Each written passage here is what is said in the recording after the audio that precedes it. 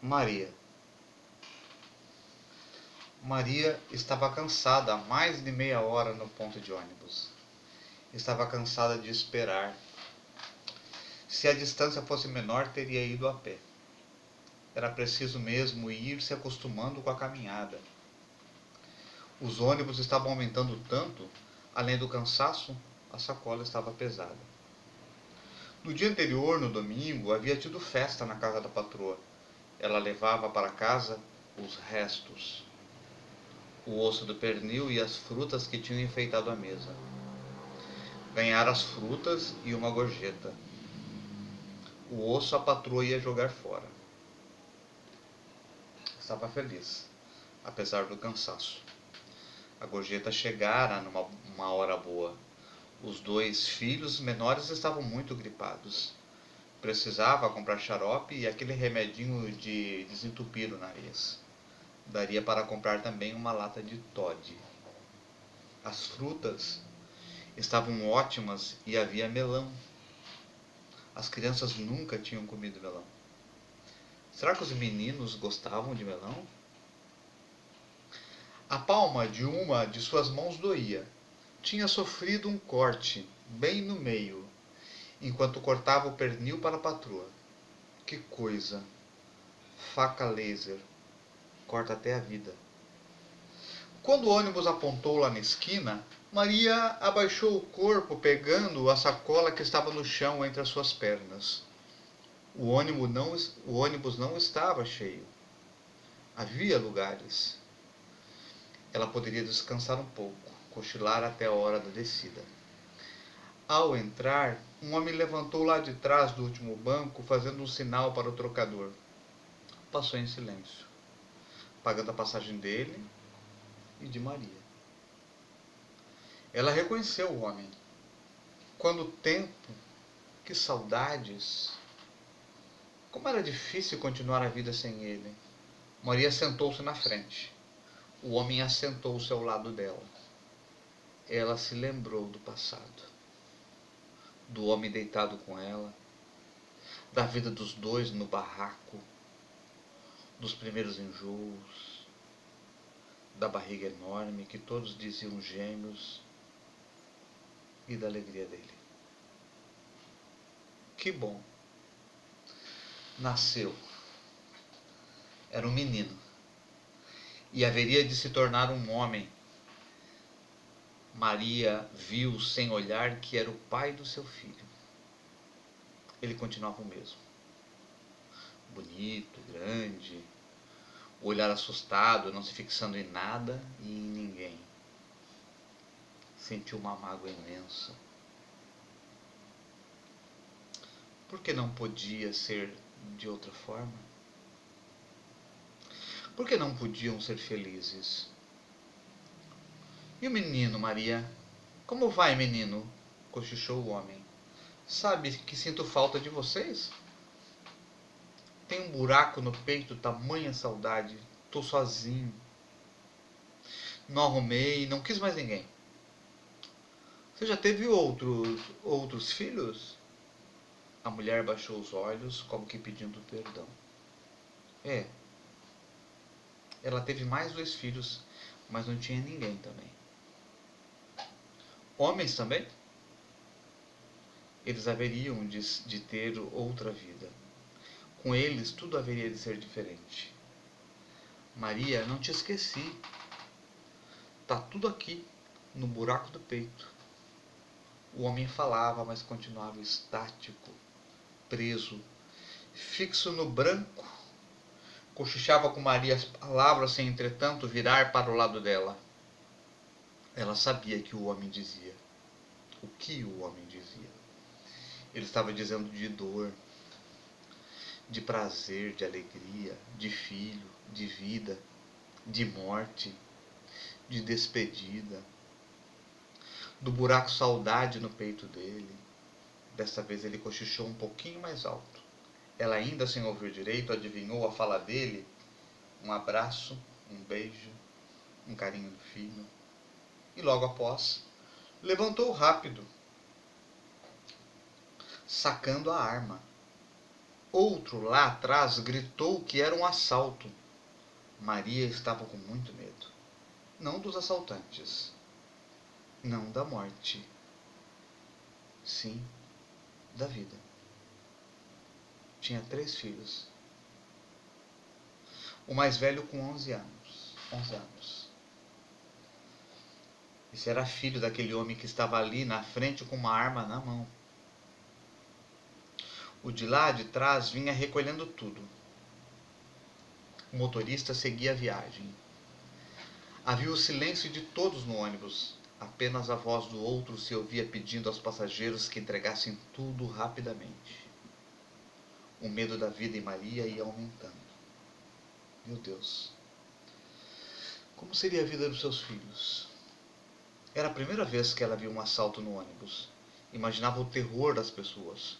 O comparsa de seu ex-homem passou por ela e não pediu nada. Se fossem outros, os assaltantes, ela teria para dar uma sacola de frutas, um osso de pernil e uma gorjeta de 1000 cruzeiros. Não tinha relógio algum no braço, nas mãos, nenhum anel ou aliança. Aliás, nas mãos tinha sim. Tinha um profundo corte feito com faca laser,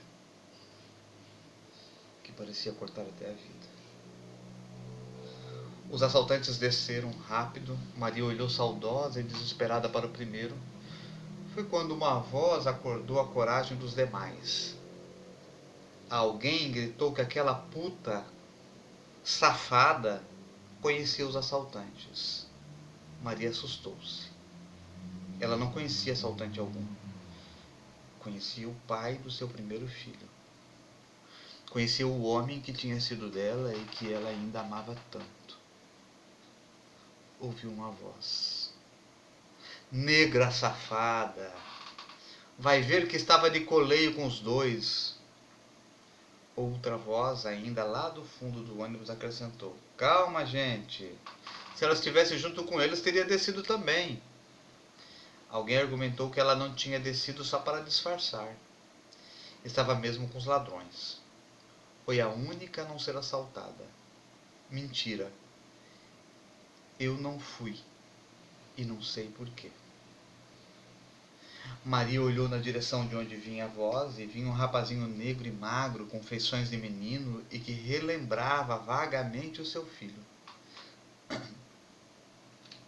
A primeira voz, a que acordou a coragem de todos, tornou-se um grito. Aquela puta, aquela negra safada, estava com os ladrões. O dono da voz levantou e se encaminhou em direção a Maria. A mulher teve medo e raiva. Que merda! Não conhecia assaltante algum. Não devia satisfação a ninguém. Olha só, a negra ainda é atrevida, disse o homem lascando um tapa no rosto da mulher. Alguém gritou, lincha, lincha, lincha. Uns passageiros desceram e outros voaram em direção a Maria. O motorista tinha parado o ônibus para defender a passageira. Calma, pessoal, que loucura é esta? Eu conheço essa mulher de vista. Todos os dias, mais ou menos neste horário, ela toma o ônibus comigo. Está vindo do trabalho, da luta para sustentar os filhos. Lincha, lincha, lincha. Maria punha sangue pela boca, pelo nariz e pelos ouvidos. A sacola havia arrebentado e as frutas rolavam pelo chão. Será que os meninos gostavam de melão? Tudo foi tão rápido, tão breve. Maria tinha saudades do seu ex-homem. Por que estavam fazendo isto com ela? O homem havia segredado um abraço, um beijo, um carinho, um filho. Ela precisava chegar em casa para transmitir o recado. Estavam todos armados com facas laser que cortam até vida. Quando o ônibus esvaziou, quando chegou a polícia, o corpo da mulher já estava todo dilacerado, todo pisoteado.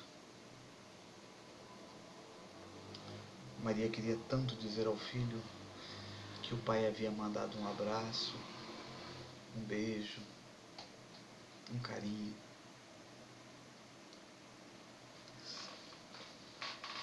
Eu trouxe esse texto para vocês, é um conto de uma escritora muito conhecida ultimamente, consagrada nos vestibulares, o nome dela é muito forte, é chamada Conceição Evaristo.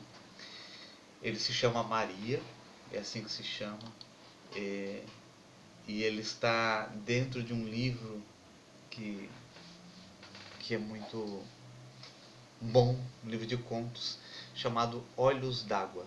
Eu pensei em trazer textos do Mia Couto, mas como vocês já estão aí trabalhando cada um a sua maneira em cima deles, eu achei interessante trazer um outro nome assim conhecido da literatura, né, como o contista, e essa é a Conceição Evaristo, né? A Conceição Evaristo, ela é uma escritora singular, né, porque ela tem uma história de vida, né, bastante triste, né? Ela é uma personalidade hoje literária, né? Ela ganhou muitos prêmios ao longo da sua carreira aí, mas ela representa o morro, né? Ela veio do morro, ela foi babá, ela foi lavadeira, né? E hoje ela é doutora em literatura comparada. A obra dela, a matéria-prima dela sempre vai ser a vivência das mulheres negras. Ela traz muito isso, né?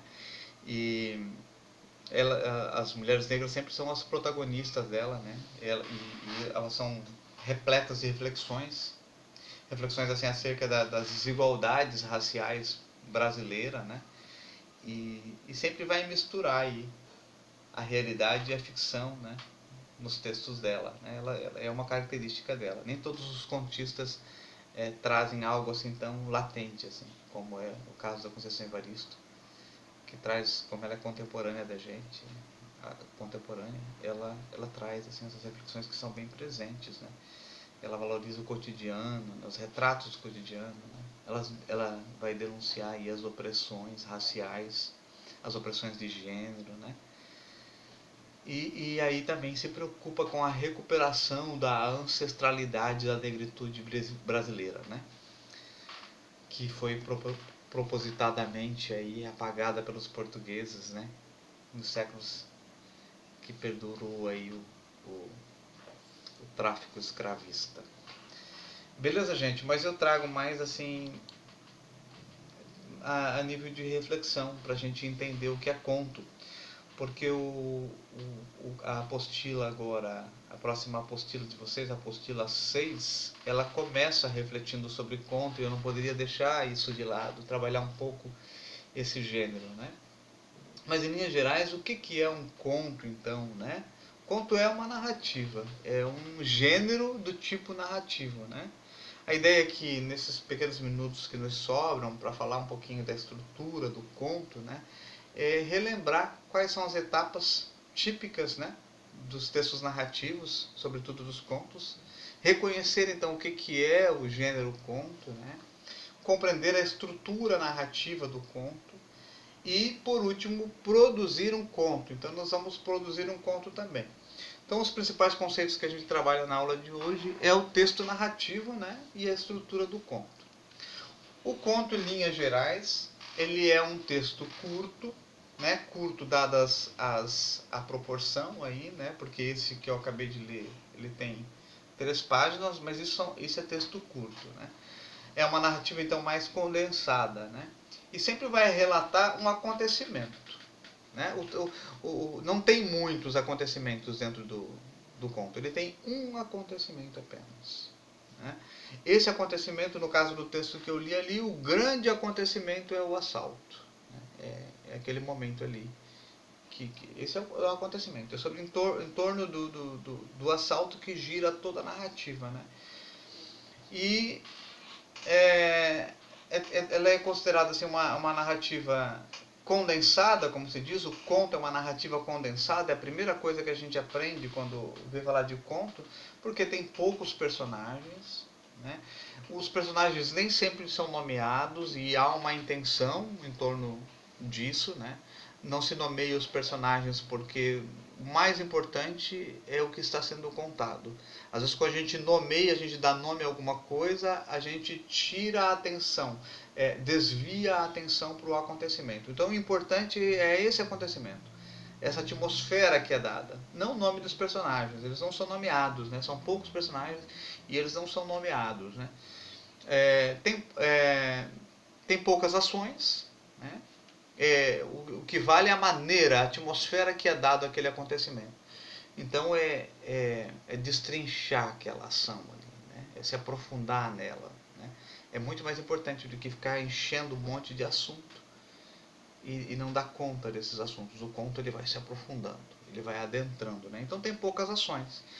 E o tempo e o espaço são reduzidos. Se vocês prestarem atenção no conto que eu acabei de ler, Maria da Conceição Evaristo, vocês perceberam que se passa inicialmente dentro da casa da patroa, muito pouco explorado.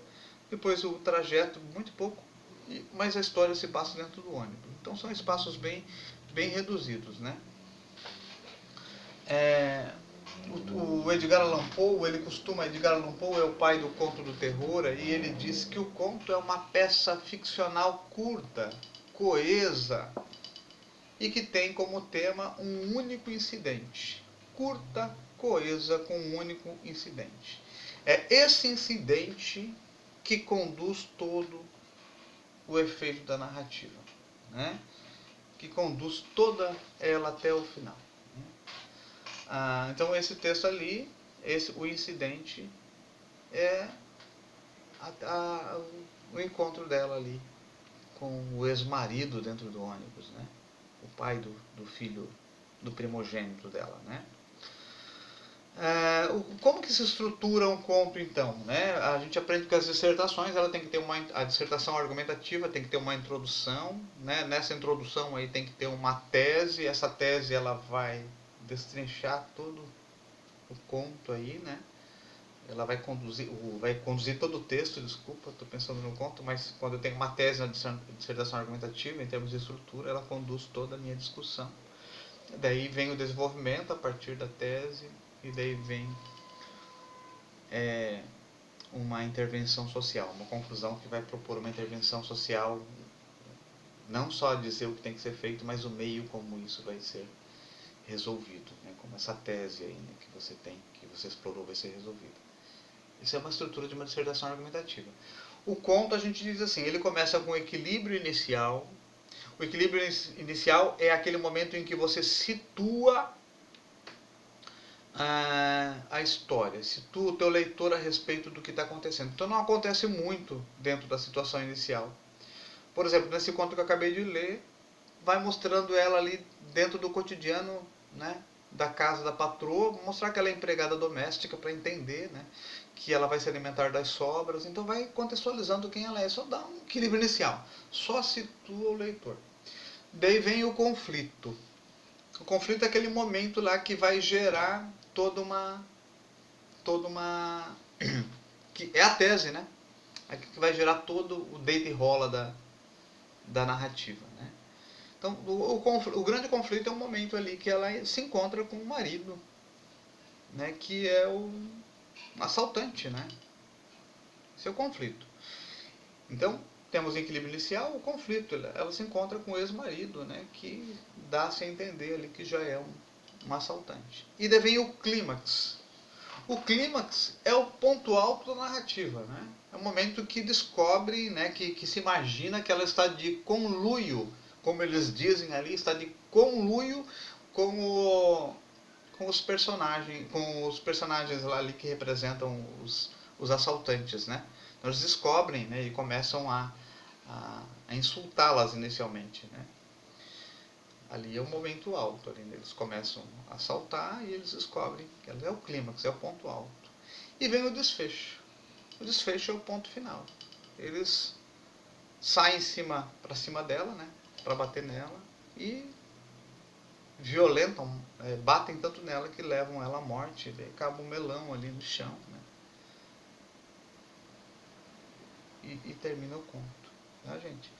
Então isso era mais para a gente lembrar, né? Essa minha aula era mais para a gente lembrar, né? Alguns de vocês já estudaram que é conto, mas é para colocar vocês a par. É um gênero bem respeitado, né? Na literatura, e nós vamos produzir mais adiante. Mas hoje eu só gostaria de deixar para vocês então a página 7 e 8 para vocês refletirem. Tá? E daí no próximo encontro da gente a gente corrige, né? A gente discute um pouco, né? Vou pensar em outros contos aí para vocês lerem, conhecerem um pouco da obra, né? E se prepararem aí, porque vestibular e Enem não está tão longe não, né? Página 7 e 8 da apostila 6, tá certo? Abraços, pessoal. Até o próximo encontro. Tchau, tchau.